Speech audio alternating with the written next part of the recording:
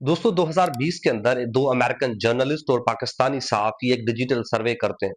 उस सर्वे के अंदर दे फाउंड के पाकिस्तान के अंदर डेली के बेसिस पे 15 से 35 लोग सुसाइड कमिट करते हैं, यानी खुदकशी करते हैं। और 2 लाख के अराउंड ऐसे लोग हैं जो सुसाइड अटेम्प्ट करते हैं, खुदकशी करने की कोशिश करते हैं। और 20 लाख के अराउंड वो लोग हैं जो सुसाइडल थॉट्स का शिकार है, यानी उनके जहन में कहीं ना कहीं खुदकशी करने का ख्याल आता है, सोच आती है। ग्लोबली देखें तो डब्ल्यूएचओ की रिपोर्ट के मुताबिक हर साल दुनिया के अंदर 8 लाख लोग सुसाइड करते हैं, खुदकशी करते हैं। और 20 मिलियन लोग ऐसे हैं जो सुसाइडल थॉट्स का शिकार है, यानी उनके जहन में कहीं ना कहीं सुसाइड करने का ख्याल आता है। और उस सुसाइड के केसेस में से 77% केसेस वो है जो आपके डेवलपिंग कंट्रीज में होते हैं, यानी आपके जो लो और मिडिल इनकम कंट्रीज है, पाकिस्तान जैसे कंट्री की तरह, वहां पे आपकी सुसाइड कंपैरेटिवली ज्यादा पाई जाती है।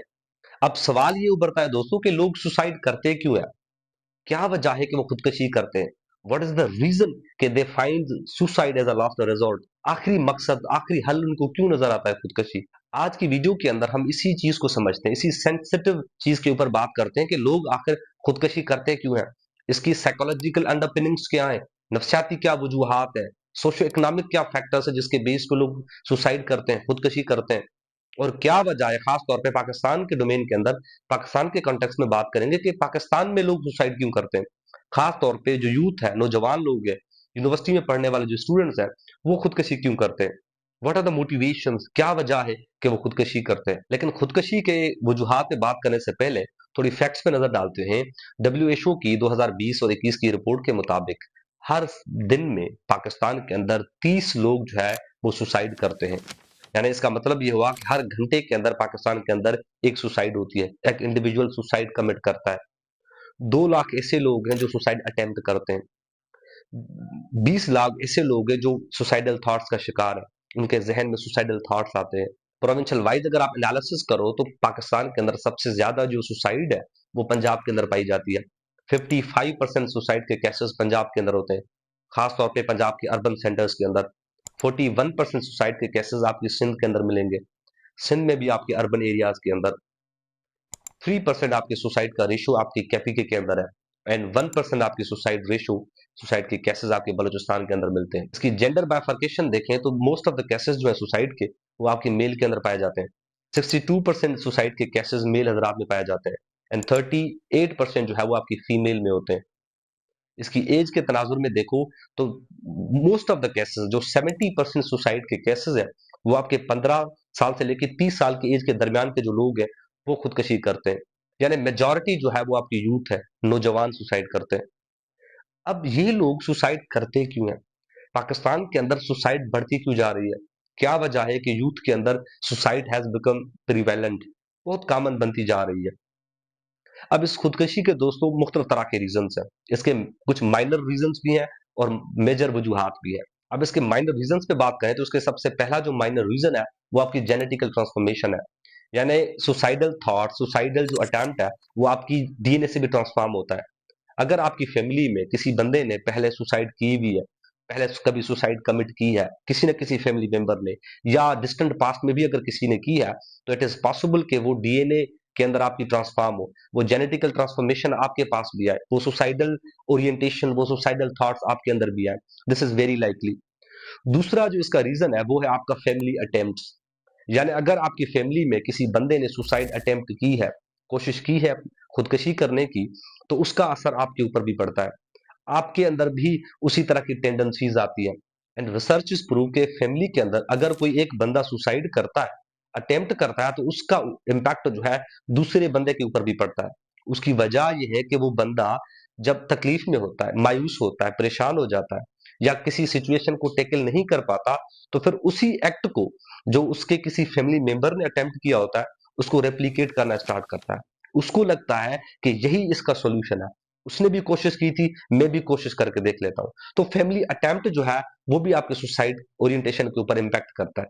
मिसाल के तौर पे एक बहुत बड़ी अमेरिकन शायर थी सिल्विया प्लेथ, जिसने सुसाइड कमिट की थी, और उसी के बेटे ने 2000 के अराउंड सुसाइड कमिट की।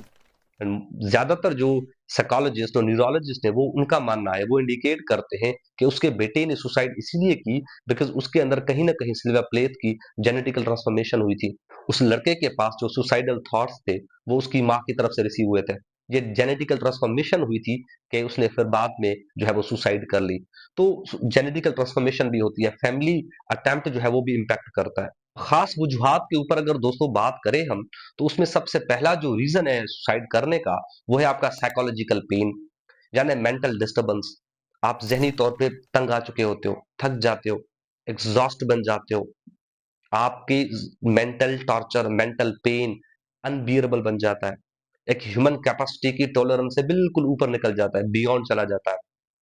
आप हर चीज में मायूसी देखते हो, कुछ भी आपको अम्यूज नहीं करता, नथिंग अम्यूजेज यू। हर चीज आपको बेमकसद लगती है, मायूस करती है, होपलेस लगती है। आपको अपनी फैमिली के साथ बैठना फजूल लगता है, दोस्तों के साथ घूमना पसंद नहीं होता आपको, कहीं बैठना आपको मजा नहीं देता, सोना नहीं आता आपको, कुछ भी आपको उम्मीद से नहीं लगता। हर चीज आपको एब्सर्ड लगती है, मीनिंगलेस लगती है। एक डार्कनेस आपके अराउंड से आ जाती है, बिल्कुल आपको लगता है कि बस कुछ भी नहीं है यहाँ पे, एक वाइड सा आपको नजर आता है। आप परेशान हो जाते हो करियर को लेके, क्या मैंने आगे कुछ करना है, कुछ अचीव करना है, फैमिली को लेके, माँ बाप का ख्याल करना है, बहन भाई का ख्याल करना है। रिलेशनशिप टूट जाते हैं, उसकी वजह से आप डिप्रेशन में चले जाते हो, मायूस बन जाते हो, दुख होता है आपको, आपकी मेंटल स्टेट बिल्कुल स्पॉइल हो जाती है, आप ज़हनी तौर पे बिल्कुल एग्ज़ॉस्ट हो जाते हो, आपको कुछ भी नज़र नहीं आता, हर चीज़ आपको मीनिंगलेस लगती है, आपको किसी भी चीज़ में मकसद नज़र नहीं आता। और इस तरह के जो लोग होते हैं, इस तरह की सिचुएशन में जो लोग होते हैं, वो आस-पास देखते हैं, लोगों को ढूँढते हैं, बुलाते हैं, चीखें मारते हैं कि कोई आस-पास है तो बुला लूँ मैं उसको, मेरी बात सुने, मुझे समझे, अपना दुःख बताऊँ मैं। एंड जेन्युइनली रिसर्चेस शो कि इस तरह की जो सिचुएशन में लोग होते हैं, they try to express their grievances. वो चाहते हैं कि वो अपनी तकलीफ बताएँ, तकलीफ सुनाएँ, लेकिन उनकी चीखों में आवाज़ नहीं होता। उनकी चीखें खामोश होती हैं। चीखें करते तो हैं, कोई सुनने वाला नहीं होता, कोई मौजूद नहीं होता, तो वो करते चले जाते हैं। और जब उनको रियलाइज़ होता है कि nobody is there, nothing is found, तो फिर उनकी जो सुसाइडल थॉट्स हैं, वो अग्रेवेट होते चले जाते हैं। फिर वो वो डिप्रेशन जो है उनको सुसाइड की तरफ ले जाती है। लेकिन उससे पहले वो चाहते ज़रूर है, जो सुसाइड करता है उसके ज़हन में कहीं न कहीं ख़्याल होता है कि मैं किसी को बता दूँ, किसी के साथ शेयर कर दूँ, किसी को दुःख बता दूँ, लेकिन कोई सुनने वाला नहीं होता। और उसका नतीजा ये होता है कि at the end of the day वो खुदकुशी करते हैं, क्योंकि उस ज़हनी कैफ़ियत से, ज़हनी अज़ियत और टॉर्चर से भागने का उसको एक ही हल नज़र आता है। ज़िंदगी उसके लिए इतनी बेबस, बेमकसद और मायूस बन जाती है, वो कहता है कि बस इसे जान ही छुड़ा लो, इसी में हल है। और ये डिप्रेशन आपकी जो है वो बड़ी कॉमन हो चुकी हुई है। मोस्ट ऑफ द लोग जो है वो इसी तरह की टेंडेंसीज़ के अंदर होते हैं।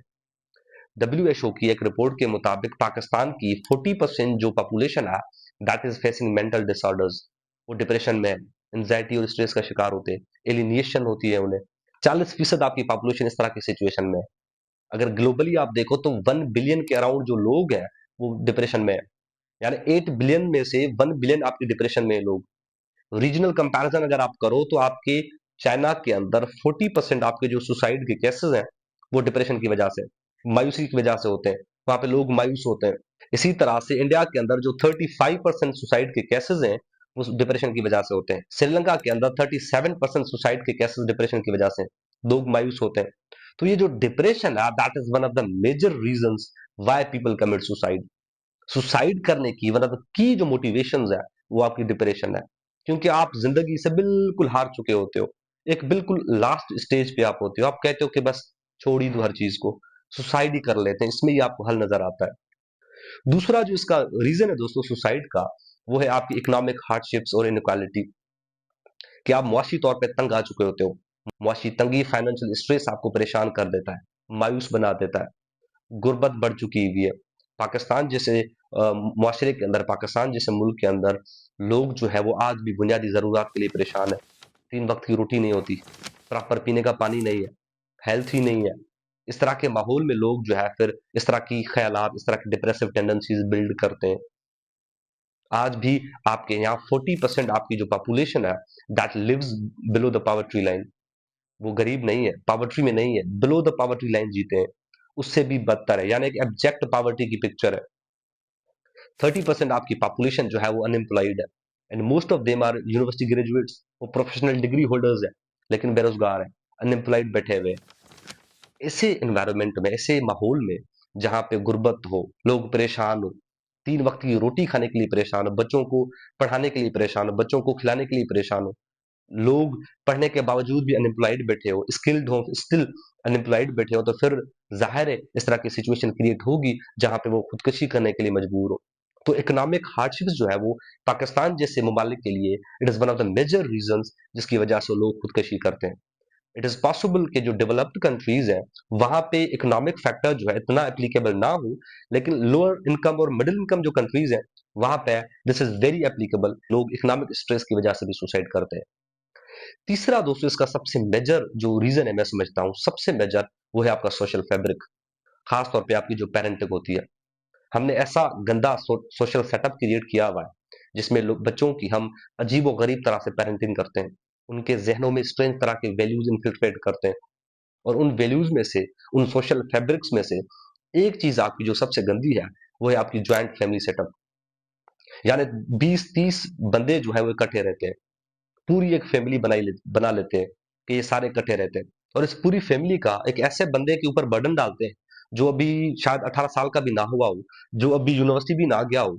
उस पूरे 20-30 लोगों का जो बर्डन है वो उस बच्चे के ऊपर रखा जाता है, उस नौजवान के कंधों के ऊपर डाला जाता है कि तुमने इन सभी लोगों का ख्याल करना है, तुमने इनको फाइनेंशियली फीड करना है, इन भेड़ बकरियों का तुमने फाइनेंशियली सपोर्ट करना है, इनको अपनी बहन का ख्याल करना है, माँ का ख्याल करना है, भाई का ख्याल करना है, मामू, फूफो, खाला, अंकल सभी का ख्याल करना है और ये पूरी रिस्पॉन्सिबिलिटी उसके कंधों पे आती है। उस बच्चे को कहा जाता है कि तुमने जिम्मेदार बनना है, you have to be responsible, तुमने बहुत कुछ करना है, बहुत आगे जाना है तुमने। ओवर एक्सपेक्टेशंस का एक बिल्कुल एक क्लाउड क्रिएट कर लेते हैं, बड़ा हेवी माहौल बना देते हैं उसके अराउंड, एक्सपेक्टेशंस क्रिएट करते हैं।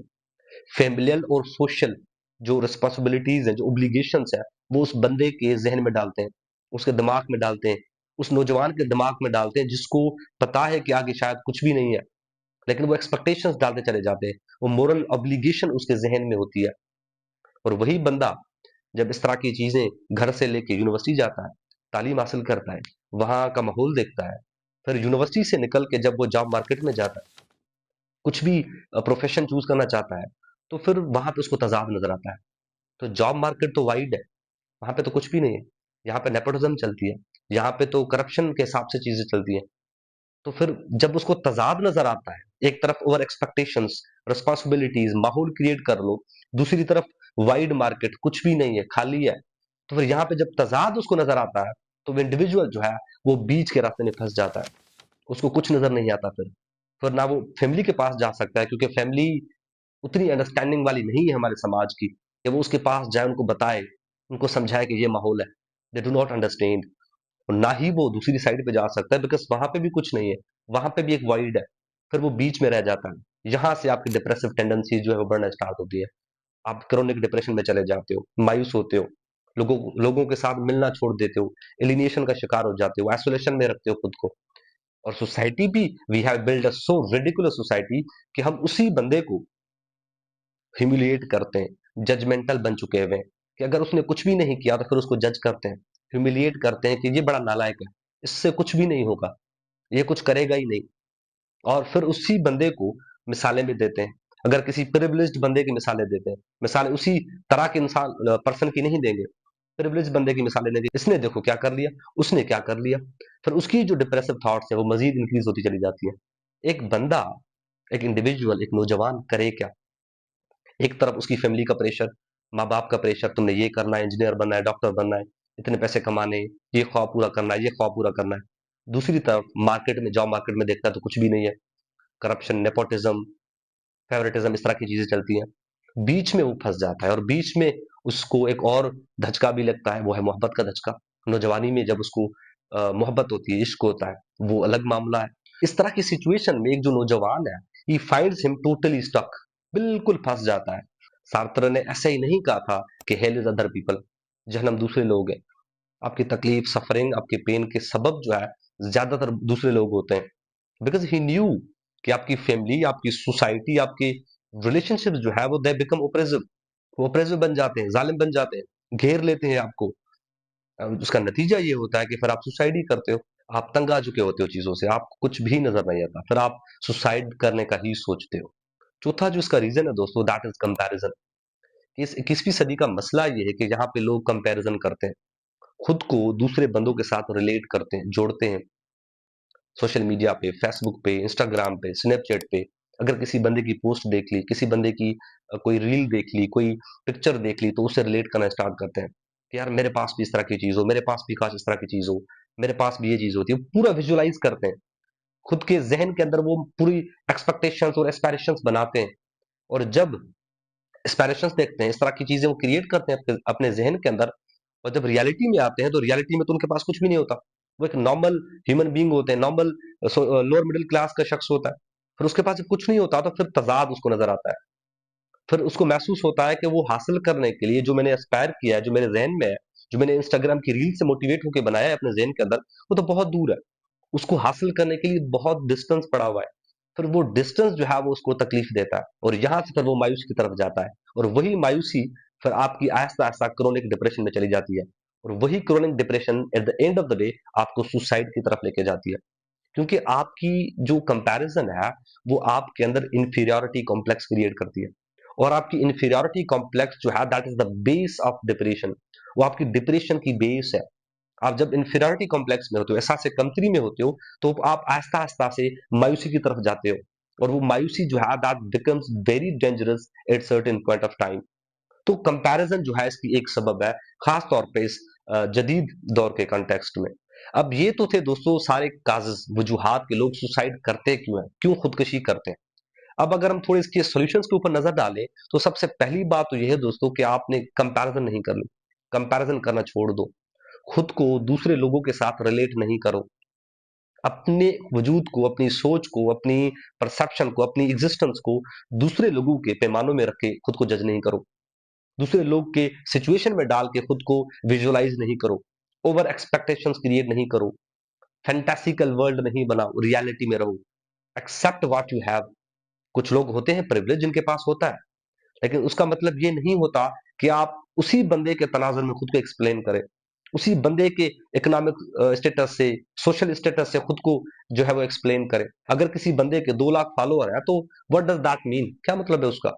होंगे उसके। उसका मतलब ये तो नहीं है कि आप खुद को रिलेट करो, खुद को डिप्रेसिव थॉट्स के अंदर लेके जाओ। तो कंपैरिजन जो है that is very very dangerous. Comparison आपने नहीं करनी। दूसरी बात कि ये जो 21वीं सदी का दौर है, इसका मसला ये है कि यहाँ पे आपको सुनने वाले बहुत कम मिलेंगे। बहुत कम ऐसे लोग हैं जो आपको सुने, आपकी तकलीफ को महसूस करे, आपकी बात माने, आपको बैठ के आपके आपके पेन को, आपके एगनी को महसूस करें, सुने। यहाँ पे तो हर बंदा आपको बोलता हुआ नजर आएगा। हर बंदा फलसफी बना हुआ है। हर बंदा फादर ऑफ साइकोलॉजी है। बोलने वाले आपको इस दौर में बहुत ज्यादा मिलेंगे, लेकिन सुनने वाले बहुत कम है। तो लोगों को कोशिश किया करें कि जो इस तरह के लोग हैं, इस तरह की सिचुएशन में होते हैं, जो डिप्रेसिव थॉट्स इनके पास होते हैं, जो मायूस होते हैं, तंग आ चुके होते हैं जिंदगी से, फैमिली प्रेशर होता है, एजुकेशनल प्रेशर होता है, इनकी बातें सुना करें। इनको बैठ के कहा करें कि हमें बताएं क्या बात है, क्या तकलीफ है, क्या किस किस कैफियत से गुजर रहे हो। क्योंकि लिसनिंग जो है दैट इज वेरी पावरफुल। सुनना बहुत बहुत इंपैक्टफुल चीज होती है। हो सकता है कि आपके सुनने से उसके सुसाइडल थॉट्स तब्दील हो जाए, उसका प्लान चेंज हो जाए। वो खुदकुशी करना चाह रहा हो, लेकिन वो जिंदगी को बचा ले, जिंदगी को रिवाइव कर ले, दोबारा से जीने का जो है वो एस्पायरेशन उसके अंदर आ जाए। That is possible. मिसाल के तौर पे आपको मैं एक बड़ी इंटरेस्टिंग मिसाल देता हूँ, एक माहिर नफ्सियात की। विक्टर फ्रैंकल एक साइकाट्रिस्ट थे ऑस्ट्रिया के, 20th सेंचुरी के। उसको एक औरत की कॉल आती है, और वो लेडी उसको कहती है कि मैं कल खुदकुशी करूंगी। वो कॉल पे कहती है। तो विक्टर फ्रैंकल जो है वो परेशान हो जाता है पहले कि वाई वाई सुसाइड। फिर उससे बात करता है कि क्यों करना चाहती हो सुसाइड, क्या वजह है। उसको मुख्तलिफ जिंदगी के रुख बताता है। उसको जिंदगी का कहता है कि ये भी मकसद है जिंदगी का, ये भी ऑब्जेक्टिव है, ये भी मीनिंग है, ये भी मीनिंग है, ये भी जिंदगी की खूबसूरती है, क्यों खुदकुशी करोगी। इस तरह की चीजें उसको बताता है, और उससे इंगेज करता है कि वो भी बोले। उसे बुलवाता है बेसिकली। असल में वो सुनना चाह रहा होता है। वो चाहता है कि वो बोले, वो उसको सुने। और वो सुनता भी है उसको। फिर वो लेडी जो है वो उसको बताती चली जाती है कि क्या मसला है, क्या मायूसी है, क्या इशू है। कॉल कट जाती है। कुछ दिन के बाद विक्टर फ्रैंकल उसी लेडी से मिलता है, और उसे एक सवाल करता है कि उस रात मैंने आपको काफी चीजें बताई थी कि आपको सुसाइड क्यों नहीं करनी चाहिए। आपको कौन सी ऐसी चीज थी जिसने आपको खुदकशी के ख्याल से दस्तबरदार किया था? उस औरत ने जवाब दिया था, जो भी बातें आपने उस रात बताई थी, उनमें से एक भी ऐसी बात नहीं थी जिसने मुझे मोटिवेट किया हो कि मैंने खुदकशी छोड़ दूं। एक भी ऐसी बात नहीं थी। डॉक्टर फ्रैंकल हैरान हो गया कि फिर क्या है ऐसी चीज जिसने आपको खुदकशी के ख्याल से दस्तबरदार किया? तो लेडी कहती है कि बेसिकली जिस सबब की वजह से मैंने खुदकशी छोड़ दी, वो तुम्हारी ख्वाहिश थी मुझे सुनने की। जो तुम्हारे अंदर एक एक एक सोच थी, जो ख्याल था कि मैं इसको सुनूं, इसकी तकलीफ को महसूस करूं, वो ख्याल, वो तुम्हारी ख्वाहिश मुझे सुनने की, वो मेजर रीजन था जिसकी वजह से मैंने खुदकशी करना छोड़ दी। क्योंकि ये बड़ा जालिम दौर है, और यहाँ पे अगर किसी बंदे को आपके जैसा सुनने वाला मिल जाए तो वो खुदकशी नहीं करेगा। उसके लिए खुदकशी जो है दैट इज एब्सर्ड एक्ट, क्योंकि खुदकशी उसके लिए फिर बेमाना बन जाती है। फिर जिंदगी उसके लिए माना बन जाती है, क्योंकि उसके पास आपके जैसा सुनने वाला है। तो कहने का मकसद ये है कि सुनना जो है, लिसनिंग जो है, that can be very very impactful. इस तरह के लोगों को सुना करें, हो सकता है कि उससे कोई तब्दीली आ जाए। तीसरी बात कि सुसाइड जो है that is not a solution. खुदकशी जिंदगी की मायूसी, बेरहमी, बेहिसी का हल नहीं है। कबूल करते हैं कि जिंदगी मायूस है, कोई मकसद नहीं है, फजूल है, हर जगह आपको मायूसी नजर आती है, डिप्रेसिव थॉट्स नजर आते हैं, उम्मीद है ही नहीं इस जिंदगी के अंदर, जिंदगी का अपना कोई मकसद ही नहीं है, उसको कबूल करते हैं। ज्यादातर लोग पाकिस्तान के अंदर इस तरह की चीजों में इन्वॉल्व है, डिप्रेशन का शिकार, एंजाइटी के अंदर है। लेकिन सारी चीजों के बावजूद भी सुसाइड जो है that is not a solution. Suicide in चीजों से भागने का, फरारत का, एस्केपिज्म का हल नहीं है। आप जिंदगी को सरेंडर नहीं कर सकते। आपने लड़ना है, उसी मायूसी के साथ लड़ना है, उसी डिप्रेशन को शिकस्त देनी है। आपने शिकस्त कैसे देनी है? उसकी शिकस्त उसकी एक्सेप्टेंस में है, कि उसी मायूसी को, उसी बेरहमी को, उसी महरूमी को कबूल करो, एक्सेप्ट करो, और उसी एक्सेप्टेंस से, उसी महरूमी से मीनिंग क्रिएट करने की कोशिश करो, मकसद निकालने की कोशिश करो। मकसद मौजूद होता है वहां पे। हमारी परसेप्शन चेंज होना बहुत जरूरी है, हमारे देखने का रुख जो है वो बहुत जरूरी है। तो कबूल करो उस बेमकसदत को, बेमानियत को कबूल करो। इसका हल उसी एक्सेप्टेंस में है। दोस्तोयेव्स्की ने तभी तो कहा था कि this is my last message to you, that seek happiness even in a sorrow. यानी ये मेरा आखिरी मैसेज है तुम लोगों को, कि गमी के अंदर भी खुशी ढूंढो, एक्सट्रैक्ट करो हैप्पीनेस दुख के अंदर भी, मायूसी के अंदर मीनिंग क्रिएट करना शुरू करो, महरूमी के अंदर भी आप हैप्पीनेस क्रिएट करो। आप कर सकते हो। उसी महरूमी को, उसी दुख को, उसी सारों को एम्ब्रेस करो। जब आप सारों को एम्ब्रेस करते हो तो उसी सारों से, उसी तकलीफ से आपको कहीं ना कहीं खुशी मिलना स्टार्ट होती है। उसी में से भी प्लेजर एक्सट्रैक्ट करना स्टार्ट करते हो आप। तो एक्सेप्ट करो और उसी में से निकालो। इसी तरह से अल्बर्ट कामू एक बहुत बड़े फलसफी थे, एग्जिस्टेंशलिस्ट। उसकी एक बड़ी इंटरेस्टिंग किताब थी द मिथ ऑफ सिसिफस। उस किताब के अंदर अल्बर्ट कामू सुसाइड को डिसमिस करते हैं। अल्बर्ट कामू सुसाइड की नफी करते हैं, कि खुदकशी जो है वो हल नहीं है। जिंदगी की मायूसी का, बेरहमी का, जिंदगी फजूल है, इसकी कोई मीनिंग नहीं है, कोई मकसद नहीं है। इसे भागने के लिए, इसका हल, इससे स्केप करने की जो सिचुएशन है वो सुसाइड नहीं है। खुदकशी आप नहीं कर सकते हो, क्योंकि जिंदगी तो एब्सर्ड है, but suicide and death are even more absurd. वो तो उससे कहीं ज्यादा बेमाना है, वो तो कहीं ज्यादा डिप्रेसिव है। तो हल जो है वो सुसाइड में नहीं है। इसी जिंदगी की एक्सेप्टेंस में, इसी महरूमी, मायूसी और डिप्रेशन की एक्सेप्टेंस में आपकी मीनिंग छुपी हुई है। एक्सेप्ट करो, no matter what situation you are in. किसी भी मुश्किल सिचुएशन में हो। तो कामो जो है वो सुसाइड की नफी करते हैं। कामो कहते हैं कि सुसाइड सोल्यूशन नहीं है। मिसाल के तौर पे उसकी किताब का जो एक अहम कैरेक्टर है सिसिफस, वो सिसिफस जो है वो उस पत्थर को नीचे से ऊपर क्यों लेके जाता है? उसको पता होता है कि ये जो एक्ट है, जो मैं पत्थर नीचे से ऊपर लेके जा रहा हूँ, ये एब्सर्ड एक्ट है। इसकी कोई मकसद नहीं है, कोई मीनिंग नहीं है इसकी। मैं जितना दफा भी इस पत्थर को नीचे से ऊपर लेके जाऊं, वो तो वापस रोल बैक करके नीचे आ जाता है। वो तो फजूल एक्ट है। लेकिन स्टिल, वो जो सिसिफस है कामू का, that is very strong character.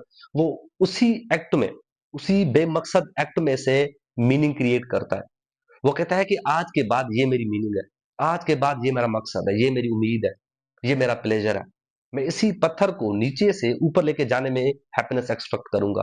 मुझे पता है इस हकीकत के बावजूद कि ये फजूल एक्ट है, लेकिन फजूल एक्ट है, उस फजूल एक्ट में से भी मैं हैप्पीनेस क्रिएट करूंगा। मीनिंगलेस लाइफ से भी मैं हैप्पीनेस एक्सट्रैक्ट करूंगा। आज के बाद ये मेरा मकसद है। आपको भी लगता होगा कि ये जो जिंदगी है, that has become totally absurd, बिल्कुल वाइड बन चुकी हुई है। कुछ भी नहीं है, कोई मकसद नहीं है, कुछ नजर नहीं आता आपको, कोई फैमिली, कोई दोस्त, कोई साथी, कोई ख्याल नजर नहीं आता आपको। लेकिन स्टिल ये लाइफ जी जा सकती है। इस लाइफ की तकलीफ से, मायूसी से, बेरहमी से हैप्पीनेस, मकसद, उम्मीद एक्सट्रैक्ट की जा सकती है। That is the only way. Suicide जिंदगी की मायूसी से स्केप करने का सॉल्यूशन नहीं है।